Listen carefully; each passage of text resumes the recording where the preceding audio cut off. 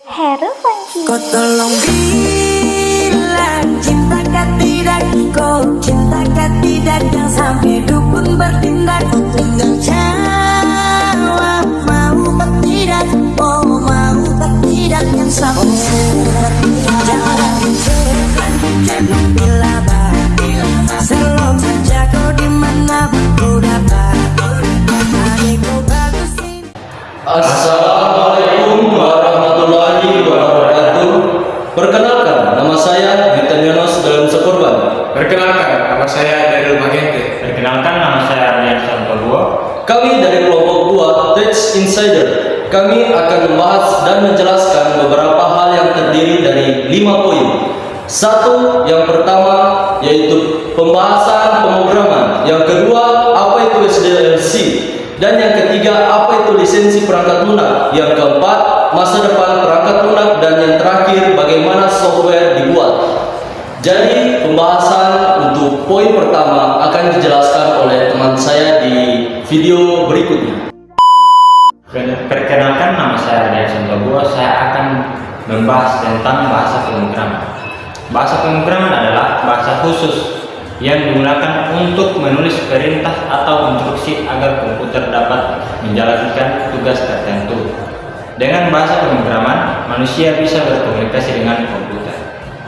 Berikut penjelasan jenis-jenis bahasa pemrograman yang umum digunakan. Swift untuk aplikasi iOS, iPhone, dan iPad. Kotlin bahasa modern untuk aplikasi Android. Yang kedua, bahasa pemrograman tingkat menengah. Bahasa ini menggabungkan kemudahan bahasa tinggi dan kemampuan kontrol dan bahasa rendah. Contohnya, C digunakan untuk membuat sistem operasi, driver, dan pemrograman perangkat keras. Yang ketiga, pemrograman tingkat rendah, low level. Bahasa ini berhubungan langsung dengan mesin, hardware, dan sulit dipahami manusia. Contoh, assembly language digunakan untuk pemrograman microcontroller atau sistem yang butuh kecepatan tinggi. Yang keempat, bahasa pemrograman khusus, domain specific language. Di desain ini didesain untuk tujuan tertentu saja.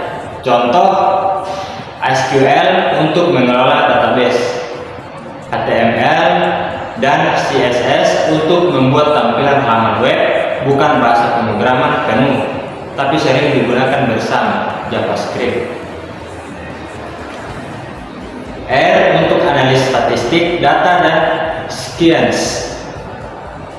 Kesimpulan, bahasa pemrograman membantu programmer memberikan instruksi ke komputer agar bisa menjalankan tugas sesuai logika dan kebutuhan. Setiap bahasa punya fungsi dan kelebihan berbeda-beda sesuai bidangnya, seperti web, mobile, game, AI, dan sistem. Oke, baik. Poin kedua yang akan dijelaskan oleh saya yaitu maintenance dalam Sekorban tentang SDLC. SDLC adalah proses atau tahapan yang digunakan untuk merancang, membuat, menguji, dan memelihara perangkat lunak atau software agar hasil berkualitas, efisien, dan sesuai kebutuhan pengguna. Lalu, tahapan utama SDLC yaitu planning atau perencanaan, menentukan tujuan, kebutuhan, sumber daya, jadwal, dan biaya proyek. Contoh, menentukan aplikasi apa yang akan dibuat dan siapa pengguna. Lalu, yang kedua ada analisis kebutuhan. Mengumpulkan, menganalisis kebutuhan pengguna. Contoh, mengetahui fitur apa saja yang harus ada dalam aplikasi, login, menu, laporan, dan lain-lain. Yang ketiga ada desain atau perancangan. Membuat rancangan sistem dan antarmuka atau UI atau UX, struktur database, dan alur kerja pemrograman. Contoh, mendesain tampilan aplikasi, diagram alur data. Yang keempat, ada implementation atau coding, penerapan atau penulisan kode. Programmer menulis kode sesuai desain menggunakan bahasa pemrograman, misalnya Python, Java, dan C++. Contoh membuat fitur login sesuai rancangan. Yang kelima ada testing atau pengujian. Menguji program untuk menemukan dan memperbaiki kesalahan atau bug. Contoh mengecek apakah tombol login berfungsi dengan benar. Dan yang keenam ada deployment. Penerapan atau peluncuran. Software diinstal dan digunakan oleh pengguna. Contoh merilis aplikasi ke publik atau perusahaan. Lalu yang ketujuh ada maintenance atau pemeliharaan, memperbaiki bug, menambah fitur baru, dan memperbarui sistem sesuai kebutuhan pengguna. Contoh, upgrade versi aplikasi agar lebih aman dan cepat. Sekian dari saya, terima kasih. Sampai dukun bertindak dengan jawab mau bertindak, oh mau bertindak dan sampai super bertindak. Baik, saya atas nama dari Mangente, di sini saya akan menjelaskan apa itu lisensi perangkat lunak. Lisensi perangkat lunak adalah aturan resmi antara pembuat software atau pemegang hak cipta dan pengguna, agar pengguna software dilakukan secara legal dan sesuai ketentuan. Berikut fungsi lisensi perangkat lunak. Yang pertama, melindungi hak cipta pembuat software, supaya orang lain tidak mencuri atau mengklaim hasil karya mereka. Yang kedua, mengatur pengguna software. Misalnya, hanya boleh dipakai di satu komputer atau tidak boleh disalin tanpa izin. Poin yang ketiga yaitu menentukan hak dan kewajiban pengguna. Contohnya, apakah pengguna boleh memodifikasi atau menjual ulang software tersebut. Berikut jenis-jenis lisensi perangkat lunak. Yang pertama, freeware atau gratis. Bisa digunakan secara gratis, tetapi tidak boleh dimodifikasi atau dijual ulang. Contoh, Google Chrome atau Adobe Acrobat Reader. Yang kedua yaitu shareware. Bisa digunakan secara gratis dalam waktu terbatas, versi percobaan atau trial. Setelah masa trial, pengguna harus membeli lisensi. Contoh, WinRAR, IDM, atau Internet Download Manager. Yang ketiga, komersial software atau berbayar. Hanya bisa digunakan sesudah membeli. Jika lisensi resmi, dilarang disalin atau digunakan tanpa izin, atau bisa disebut pembajakan jika dilanggar. Contoh, Microsoft Office atau Adobe Photoshop. Yang keempat, yaitu open source software. Kodenya terbuka untuk umum. Siapapun boleh melihat, memodifikasi, dan mendistribusikannya. Biasanya gratis dan dikembangkan bersama oleh komunitas.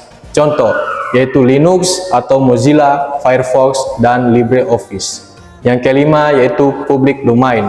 Tidak lagi dilindungi hak cipta. Siapapun bebas menggunakan untuk apapun. Contoh, software lama yang hak ciptanya sudah habis masa berlakunya. Oke, saya akan menjelaskan poin keempat yaitu masa depan perangkat lunak. Software akan terus berkembang pesat seiring kemajuan teknologi, kecerdasan buatan, dan kebutuhan manusia yang semakin kompleks. Berikut penjelasan lengkapnya. Semakin cerdas dengan AI atau kecerdasan buatan, perangkat lunak masa depan akan semakin pintar dan otomatis berkat teknologi artificial intelligence atau AI dan machine learning ML. Software bisa belajar dari kata dan membuat keputusan sendiri. Contoh, aplikasi yang memprediksi kebutuhan pengguna dan mengoreksi kesalahan otomatis. Contoh nyata, chatbot cerdas, sistem rekomendasi Netflix, dan mobil tanpa sopir. Yang kedua, dominasi cloud computing atau komputasi awan. Software tidak lagi perlu diinstal di komputer, cukup diakses lewat internet atau cloud. Pengguna bisa mengakses data dan aplikasi dari mana saja, memudahkan kerja jarak jauh dan kolaborasi. Contoh, Google Drive, Microsoft 365, Canva, Dropbox. Yang ketiga, integrasi dengan Internet of Things atau IoT. Software akan terhubung dengan berbagai perangkat pintar di sekitar kita. Rumah, kendaraan, dan alat kesehatan akan saling berhubungan dan dikontrol lewat aplikasi. Contoh, smart home, smartwatch, smart charge, hingga alat medis pintar. Yang keempat, software yang lebih manusiawi, natural interaction.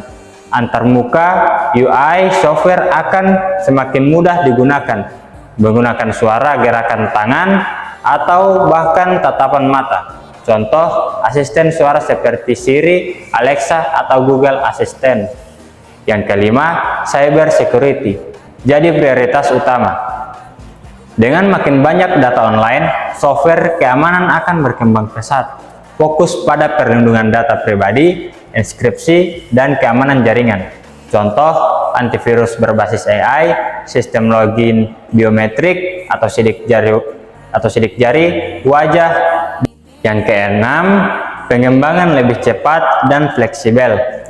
Metode pengembangan seperti DevOps dan Agile akan makin umum digunakan.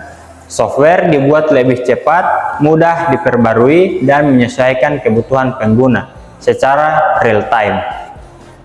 Yang ketujuh, software ramah lingkungan atau green software.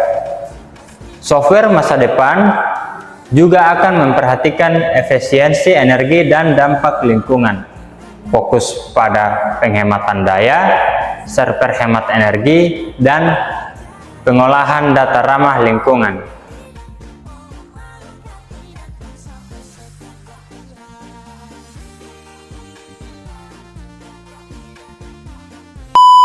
Di sini saya akan menjelaskan bagaimana software dibuat. Software dibuat melalui serangkaian tahapan yang disebut Software Development Life Cycle atau SDLC, yaitu pemrosesan dari merencanakan, menulis, kode, menguji, hingga merilis software agar bisa digunakan dengan baik.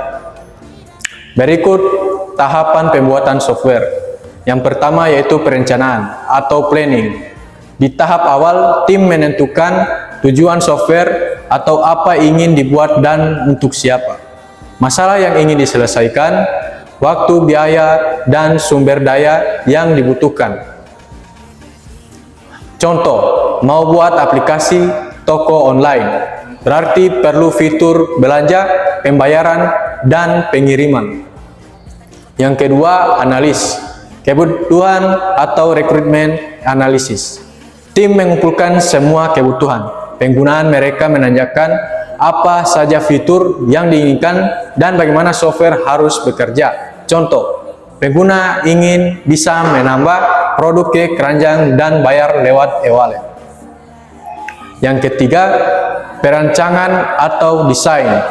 Pada tahap ini dibuat rancangan, desain tampilan atau UI atau UX, seperti bentuk tombol, warna, dan menu, struktur sistem dan database, bagaimana data disimpan dan dihubungkan.